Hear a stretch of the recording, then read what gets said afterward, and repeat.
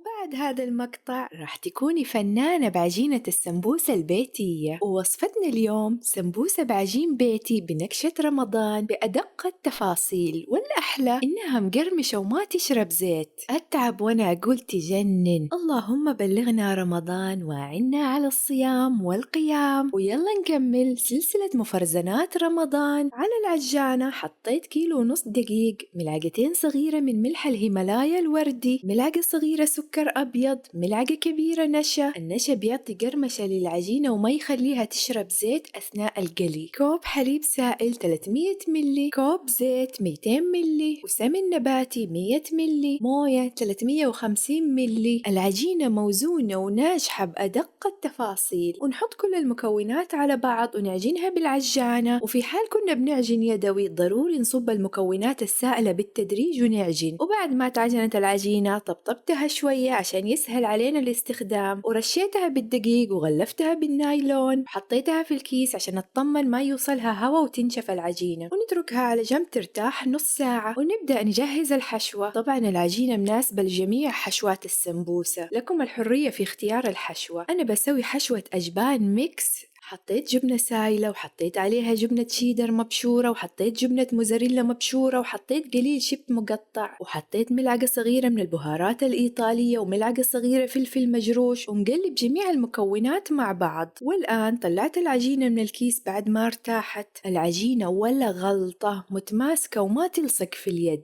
قطعتها بالسكين لقطع صغيرة مستطيلة، وطبطبتها عشان تنفرد بكل سهولة. ورشيتها دقيق رشة خفيفة. ضروري نرش الدقيق أثناء الفرد حتى لو العجينة متماسكة وما تلصق عشان تنفرد معانا بكل سهولة. وفردتها بماكينة الفرد الكهربائية. وإذا تبغوني أصور أثناء الفرد اكتبولي في التعليقات. العجينة ولا غلطة، رقيقة ومتماسكة وما تلصق في اليد. والآن نقطعها على قد مقاس قطاعة السمبوسة المتوفرة عندنا. نقطعها كلها ونرش دقيق بين الطبقات عشان ما تلصق. والآن نبدأ نشكلها بقطاعة السمبوسة. أنا استخدمت قطاعة مثلثات بنكشة رمضان. النكشة بتجنن. نحط العجين على القطاعة ونضغط عليه بشكل خفيف، ونحط الحشوة ونلصق الأطراف بدقيق وموية عشان ما تنفتح أثناء القلي، ونقفلها ونشيل الأطراف الزايدة من العجين. الصدق شكلها بيجنن ويفتح النفس لرمضان. ونكمل كل الكمية ونرصها في صواني مرشوشة دقيق أو على ورق زبدة، وندخلها الفريزر ألين تجمد. وبعد ما تجمد نحطها في الأكياس ونكتب على الكيس اسم الحشوة عشان ما تصير لخبطة بين الحشوات.